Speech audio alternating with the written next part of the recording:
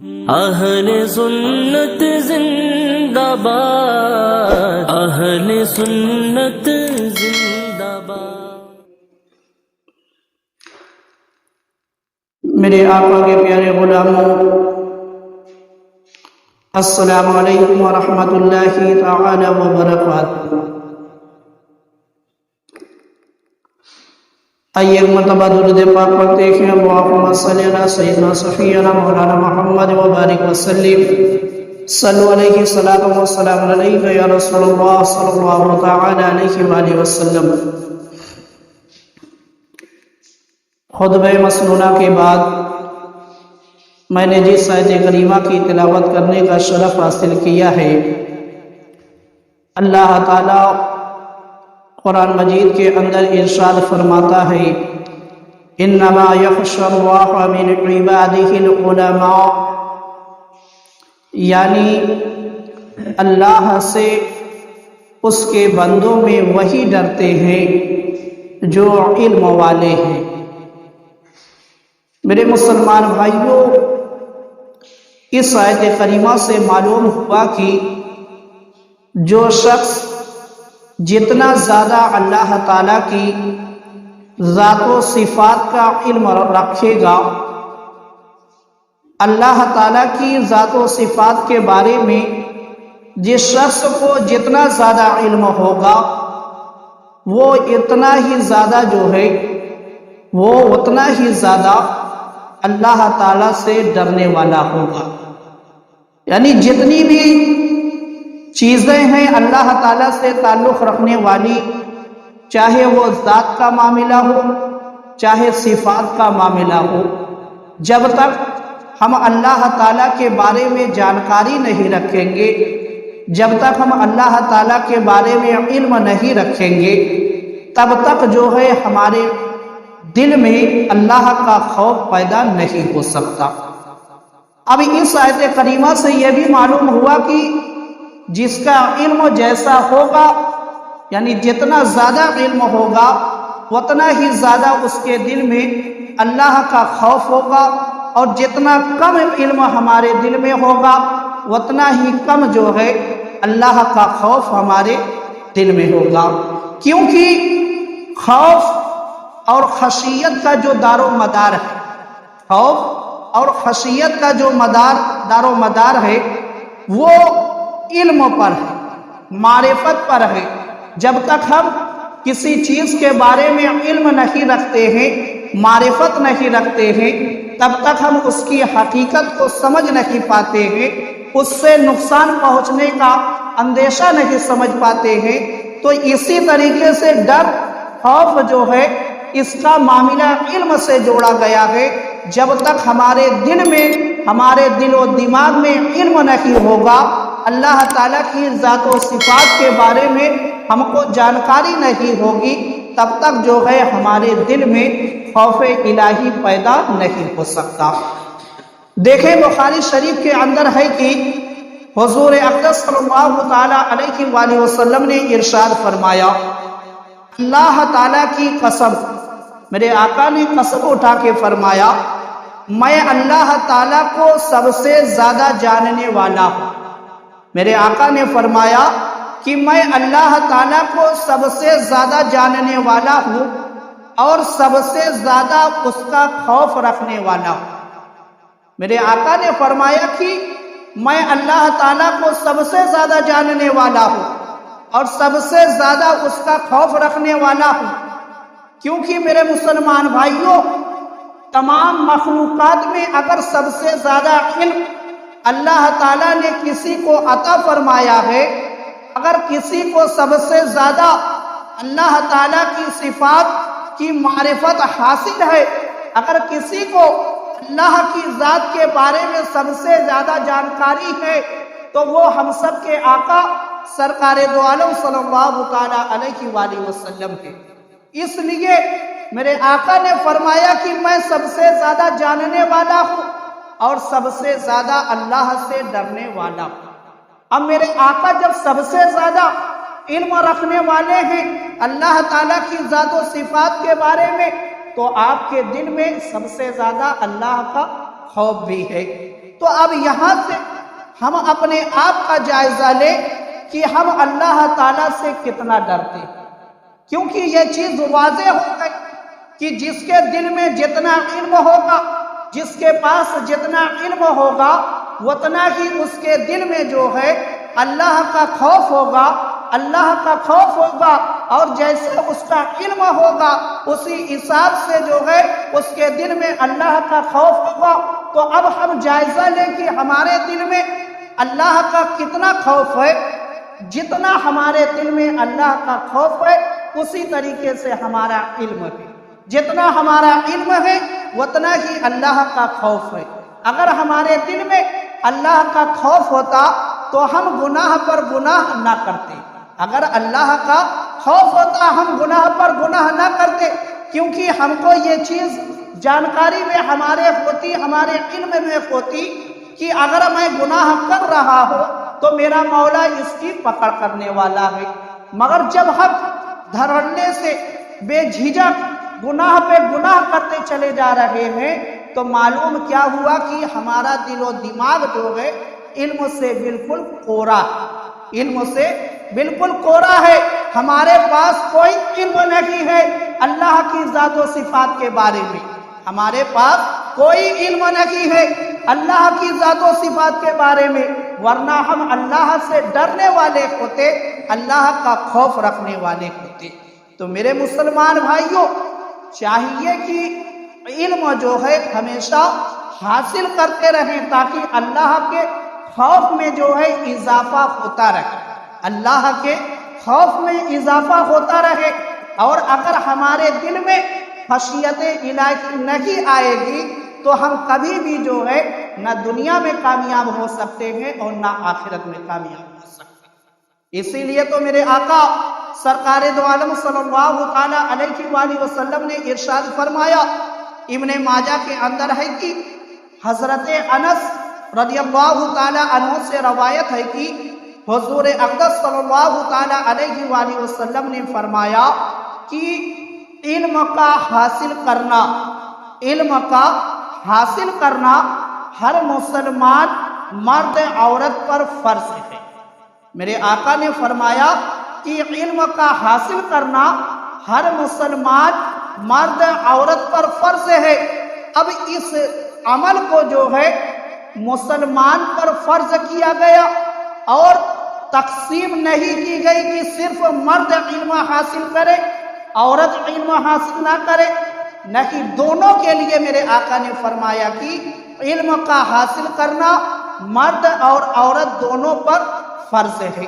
اب دیکھیں اس حدیث پاک کی شرح میں حضرت مولانا علی قاری علیہ الرحمہ جو ہے فرماتے ہیں کہ شارحین حدیث نے فرمایا کہ علم سے مراد وہ مذہبی علم ہے، یعنی جو میرے آقا نے اس حدیث پاک کے اندر علم کا ذکر کیا ہے تو اس علم سے یہاں پر دینی علم ہے، مذہبی علم ہے۔ حضرت مولانا علی قاری فرماتے ہیں جس کا حاصل کرنا بندے کے لیے ضروری ہے، جس کا حاصل کرنا بندے کے لیے ضروری ہے، یعنی مسلمان کے لیے دینی علم حاصل کرنا ضروری ہے۔ اور آگے آپ فرماتے ہیں جیسے خدا تعالیٰ کو پہچاننا، یہ خدا تعالیٰ کو پہچاننا کیا ہے؟ دینی علم ہے۔ خدا تعالیٰ کو پہچاننا دینی علم ہے، مذہبی علم ہے۔ جب تک ہم اللہ کو پہچانیں گے نہیں ہم مسلمان نہیں ہو سکتے، اور اللہ کو پہچاننے کے لیے علم کی ضرورت ہے، اللہ کو پہچاننے کے لیے علم کی ضرورت ہے، اس کی وحدانیت کو جاننے کے لیے علم کی ضرورت ہے، کیونکہ اگر ہمارے پاس علم نہیں ہوگا تو ہم ہرگز جو ہے شرک سے نہیں بچ سکتے۔ اگر علم نہیں ہوگا تو ہم شرک سے ہرگز نہیں بچ سکتے۔ اب معلوم کیا ہوا کہ اگر ہم کو اپنے ایمان کی حفاظت کرنا ہے تو حفاظت کے لیے علم بہت ہی ضروری ہے۔ اور آگے آپ فرماتے ہیں اس کے رسول کی نبوت کی شناخت اور ضروری مسائل کے ساتھ نماز پڑھنے کے طریقے کو جاننا۔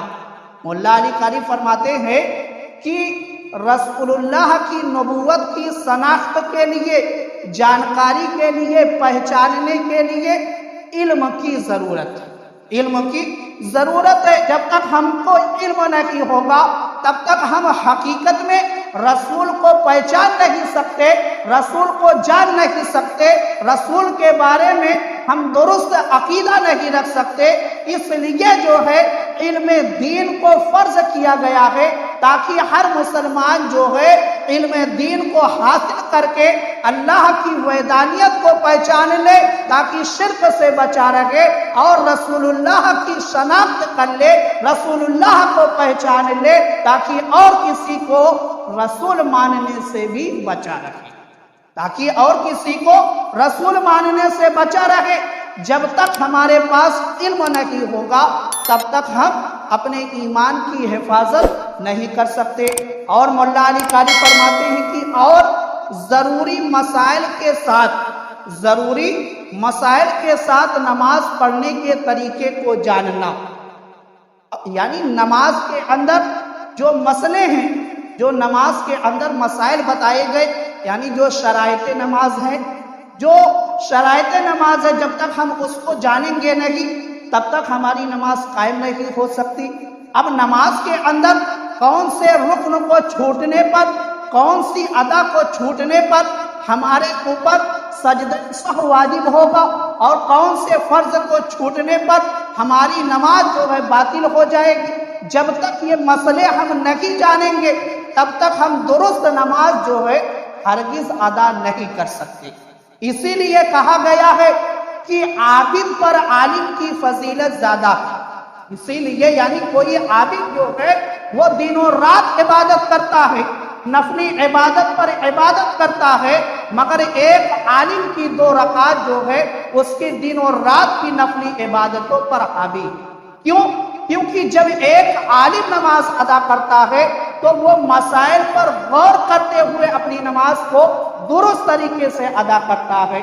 तो जब हम मसले को जानेंगे, नमाज के बारे में सीखेंगे, तरीके को जानेंगे कि रुकू किस तरीके से करना चाहिए, सजदा किस तरीके से करना चाहिए, किस तरीके से कायदे ऊला में बैठना चाहिए, कितनी उंगलियों को लगाना शर्त है, कितनी उंगलियों को नहीं लगाना चाहिए, जब तक ये मसाइल हम सीखेंगे नहीं तब तक हमारी नमाज जो है हरगिज़ दुरुस्त नहीं हो सकती, हरगिज़ हमारी नमाज दुरुस्त नहीं हो सकती।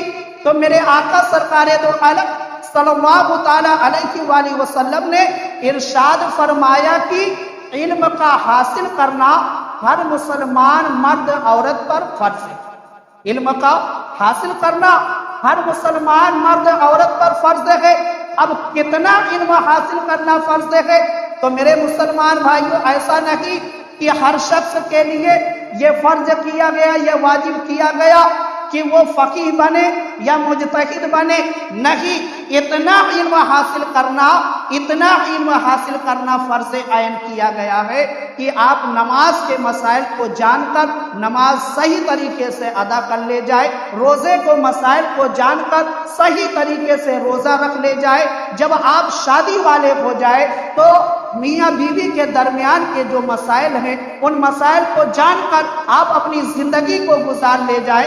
ये मसले जो है वो हमारे ऊपर फर्ज किए गए, क्योंकि ये फर्ज जो है फर्ज ऐन है और इज्तिहाद के रुतबे पर पहुंचना, मुफ्ती बनना, ये फर्ज किफाया, ये फर्ज किफाया है। फर्ज ऐन और फर्ज किफाया में फर्क क्या है? फर्क ये है कि फर्ज ऐन उस फर्ज को कहा जाता है कि जिसको हर हाल में अदा करना है, जिसको हर हाल में अदा करना है। जैसे नमाज जो है फर्ज ऐन है, नमाज फर्ज ऐन है, और फर्ज किफाया उसको कहा जाता है कि अगर पूरे गांव में एक शख्स मुफ्ती बन गया, एक शख्स आलिम बन गया तो पूरा गांव जो है वो बरीउ जिम्मा हो जाएगा, वो बरीउ जिम्मा हो जाएगा।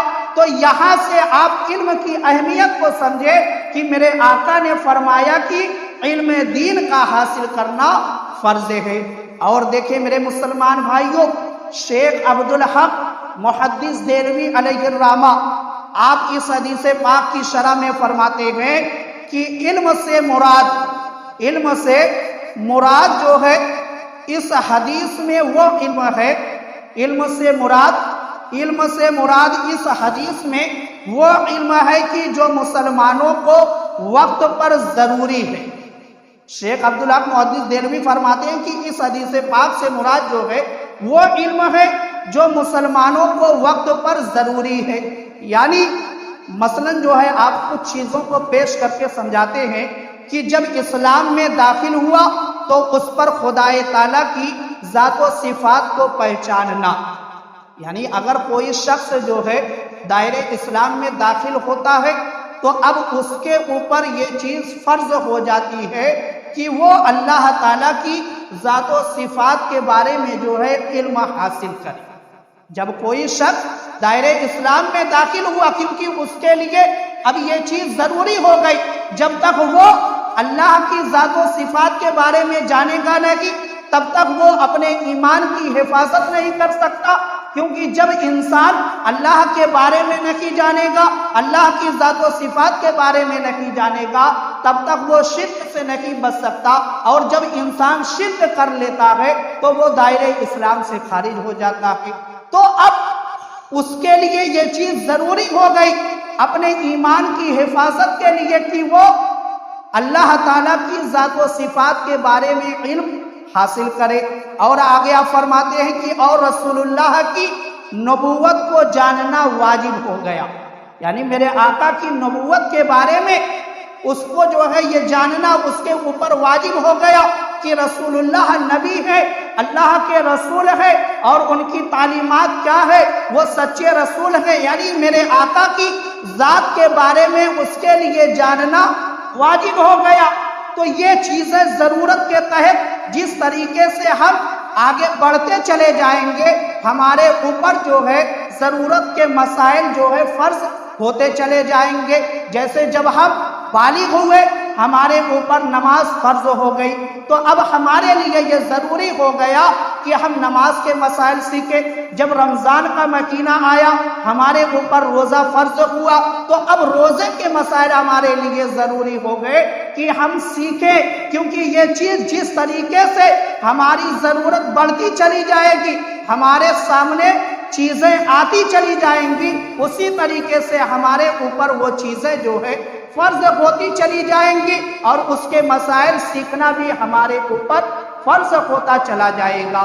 اور جو چیز ہم کو نہیں ملے گی، جیسے مثال کے طور پر ہم نے پوری زندگی اپنی گزار دی مگر ہمارے اوپر کبھی بھی زکوٰۃ واجب نہیں ہوئی، یعنی ہم اتنے مالدار کبھی ہوئے ہی نہیں کہ شریعت کی روشنی سے جو ہے ہمارے اوپر زکوٰۃ واجب ہوتی، تو اب زکوٰۃ کے مسائل جو ہے ہم پر واجب نہیں ہوئے، یعنی ہم کو سیکھنا جو ہے واجب نہیں ہوا۔ اس کے بارے میں ہم سے اللہ تعالیٰ کوئی سوال و جواب نہیں کرے گا، مگر جس منزل سے ہم گزر کر آگے بڑھیں گے اس کے بارے میں جو ہے اللہ تعالیٰ ہم سے سوال و جواب کرے گا، اس کے بارے میں اللہ تعالیٰ ہم سے سوال و جواب کرے گا۔ یعنی ہم بالغ ہوئے تھے اور نماز ہم پر فرض ہوئی تھی، اور ہم نے نماز کے مسائل نہیں سیکھے، اپنی زندگی کو یوں ہی گزار دیا، لاپرواہی میں گزار دی، بے خبری میں گزار دی، تو اب کوئی انسان یہ نہ سوچے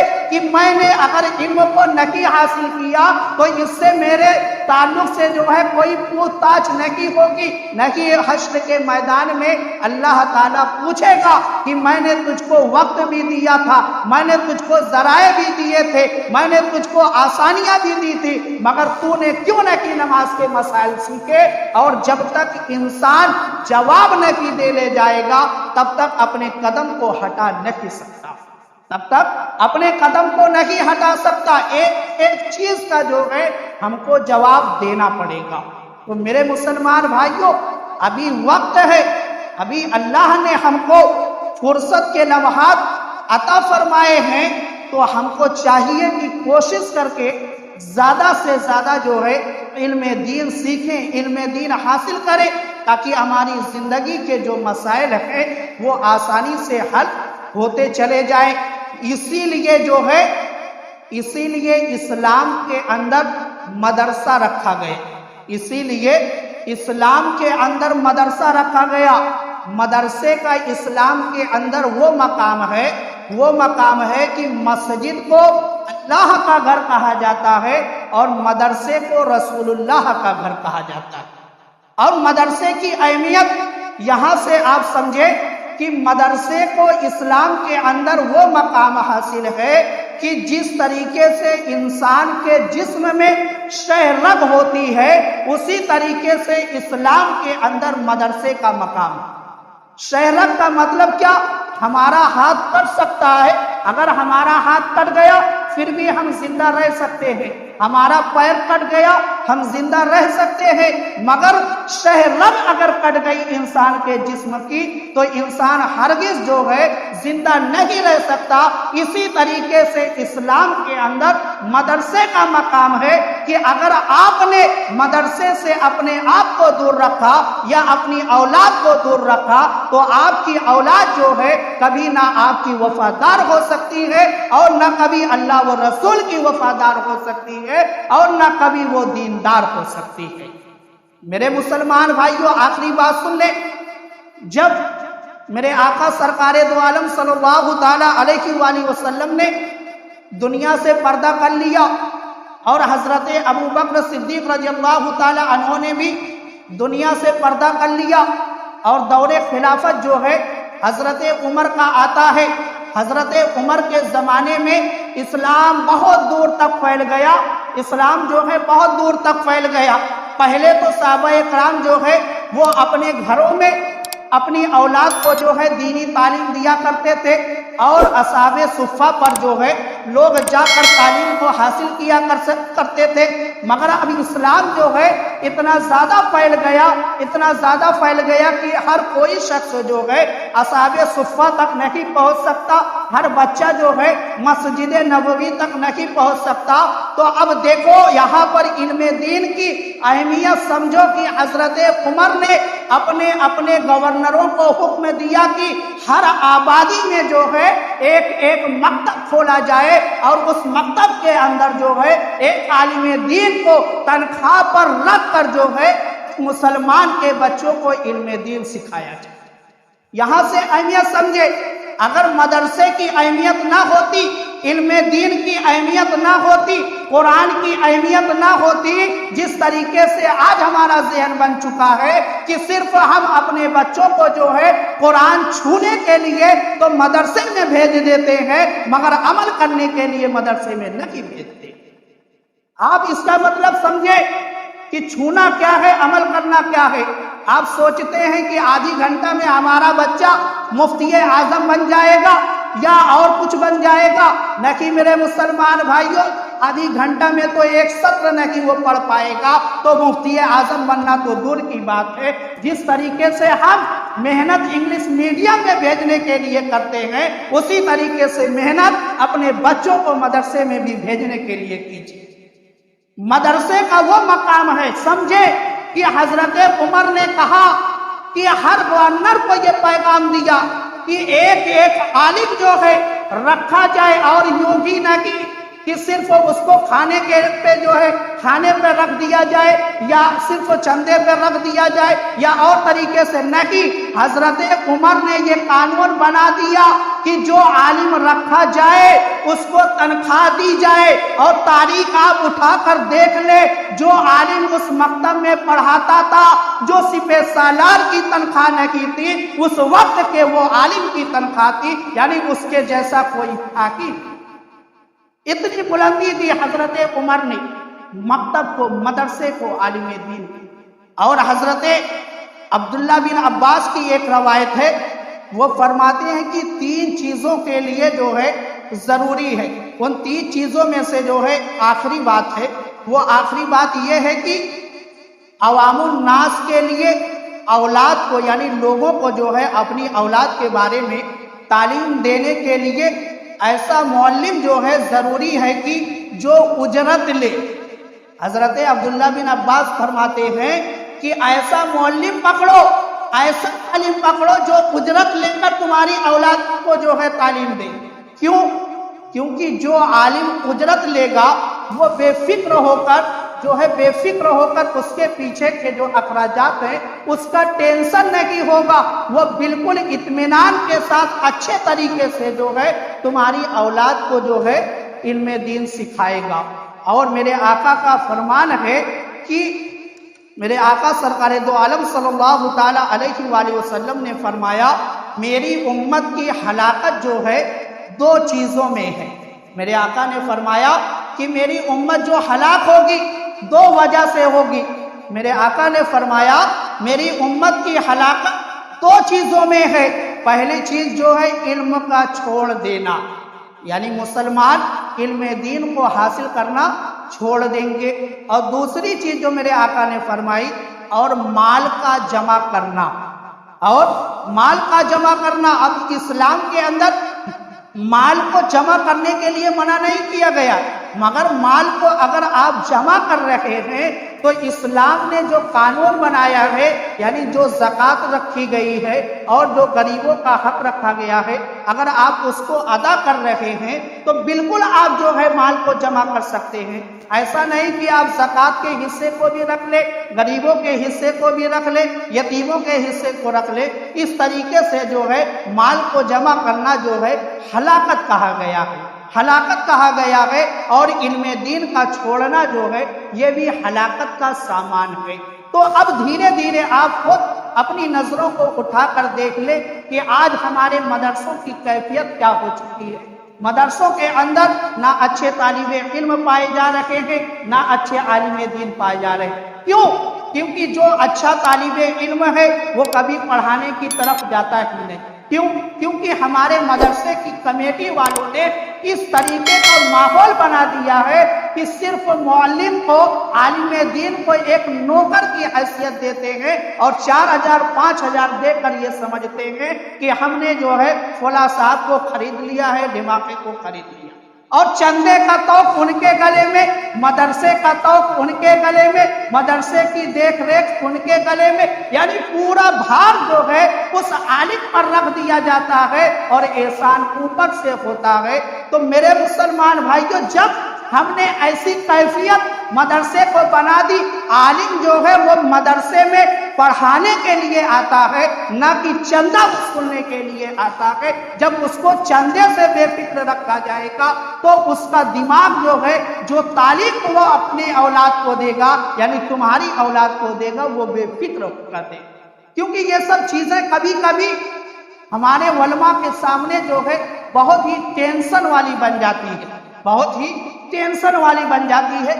زیادہ کہنے سے بہتر یہی ہے کہ آپ خود دیکھتے ہیں کہ جو ہمارے سامنے مدرسے ہیں ان کی کیفیت دن بہ دن خراب ہوتی چلی جا رہی ہے۔